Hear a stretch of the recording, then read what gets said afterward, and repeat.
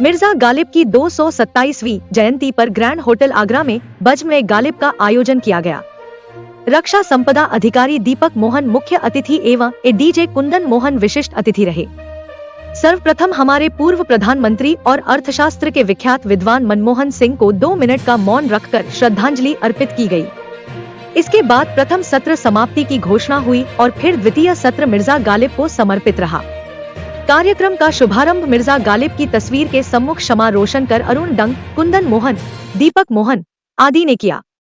अरुण डंग ने स्वागत करते हुए कहा कि बेशक आगरा में शासकीय स्तर पर गालिब का कोई स्मारक ना हो, किंतु वह हमेशा यहाँ के शायरों, कवियों और गायकों के स्वर में जिंदा है और जिंदा रहेंगे।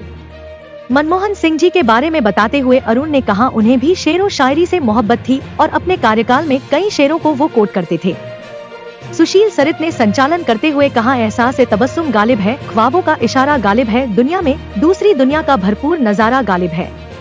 इस अवसर पर हरीश अग्रवाल, हरीश भदौरिया, डॉक्टर रमेश आनंद, कर्नल शिव कुंजरू, ज्योति खंडेलवाल आदि मौजूद रहे। सुधीर नारायण ने धन्यवाद ज्ञापित किया। जब कहते हैं कि मरते हैं तो यही मरना उसको जिंदगी देता है। मोहब्बत नहीं है।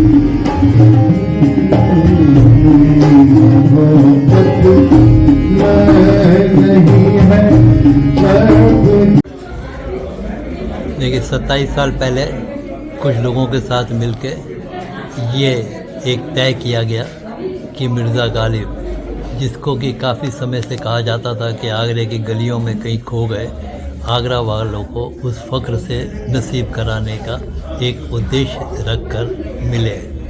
उसमें कई साहित्यकार, उर्दू से अदबी दुनिया से जुड़े हुए भी लोग थे, संगीत से में भी महारत रखने वाले लोग थे। जब हम सब मिले तो उसके बाद जो पहला हुआ उसमें हमने कुछ खत लोगों को मोटिवेट किया कि वो लिखें और भेजें कि मिर्ज़ा गालिब का एक शेर हो और उस शेर के मायने और वो शेर उन्हें क्यों पसंद है ये लिखें। ये हमने एक बिल्कुल सामान्य तौर पर प्रक्रिया के अंतर्गत किया, लेकिन हम दंग रह गए कि 100 से ऊपर ऐसे खत हम लोगों को आए, तो हमारा हौसला बढ़ा और उसके बाद एक बड़ा प्रोग्राम हमने सूर सदन में किया। ये पहला प्रोग्राम था जो उनकी 200वीं सालगिरह पे 1997 में सूर सदन में किया गया था। फिर हर साल इसको आयोजित करने का हमने फक्र किया। उसमें सबसे ज़्यादा कार्यक्रम यहाँ इसी स्थान पे ग्रैंड होटल में हुए। इसके अलावा ताज नेचर वॉक में भी हुए। 509 ने एक पार्क मिर्ज़ा गालिब के नाम नज़र किया तो उसके अंदर भी हुए। ऐसे 2-3 मरतबा ऐसा हुआ कि इधर उधर हुए, लेकिन मुख्य कार्यक्रम ज़्यादातर यहीं पर हुआ। आज 27 प्रोग्राम हो गए और 27 के 27 प्रोग्राम जो है उसमें यहाँ के लोग जो है सजदा करने की तरह से आते हैं और गालिब को याद करते हैं, उसके कंट्रीब्यूशन को याद करते हैं, उसका अदबी कद क्या था उसे याद करते हैं, उसकी गज़लों को यहाँ गाया जाता है, उसके ऊपर तबसरे होते हैं, आपस में तबादला ख्याल होते हैं। और यूँ समझिएगा कि हमको ये देख के अच्छा लगने लगा कि नई जनरेशन भी अब गालिब के अंदर दिलचस्पी रखने लगी है और यूँ लगता है कि जैसे गालिब अब गालिब आगरा के ऊपर गालिब है।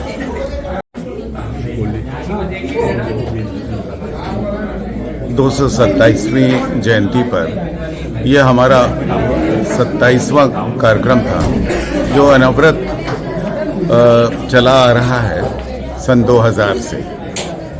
और गालिब के लिए हमारा ये प्रयास रहता है कि जो नई पीढ़ी है उसको भी इससे परिचित कराया जाए और उस दिशा में हम वर्कशॉप्स लेते हैं, क्लासेस लेते हैं और सिखाते हैं और बताने की कोशिश करते हैं कि इसके काम क्या मानी है और इसको कैसे गाया जाना चाहिए, जिससे कि ये जो रिवायत है, ये जो संगीत है, ये आगे की जनरेशन तक जाए। और क्योंकि आज के धूम धड़ाम वाले संगीत में कहीं ऐसा नहीं हो कि आने वाले वक्त में इस चीज़ को कोई जगह ना मिले, तो इसलिए हमारी कोशिश है वैसे तो गालिब एक ऐसा नाम है कि हर युग में, हर समय में वो प्रासंगिक है और उनको उरूज और हमेशा अटेंशन मिलेगा। लेकिन उनके कलाम को आगे ले जाने के लिए जो नई पीढ़ी महासभा, जैसे ये सर्कस, ये जादूगर हैं शिव कुमार जी, इन्होंने एक वक्तव्य जारी किया था, उसमें पर्ची को लेकर ये बताया था, उससे हिंदुओं की भावनाओं को, आस्था को ठेस पहुंची, इसका हमने विरोध किया। इन्होंने सार्वजनिक तौर पर मंच से इन्होंने आज माफ़ी मांगी है और इंसान से ही गलती होती है तो आपने इनको माफ कर दिया? हाँ, अब हाँ, सो चल जाए कुछ।